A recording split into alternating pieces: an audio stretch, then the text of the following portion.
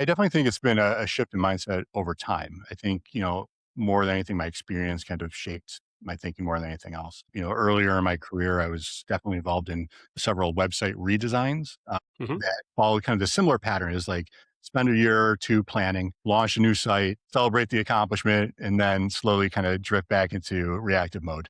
And, I think we were kind of going through, as you mentioned earlier, those cycles, whether they're, 3, 5, 7 year cycles. And every time kind of kept asking the same questions, like, why are we trying to solve the same problems over and over again?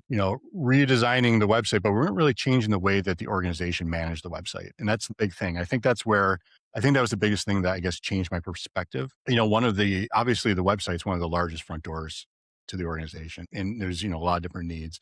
I think the way you have to think about it, when we think about it as a project or a product versus a project, you think, projects have a start date, end date, deliverables, right?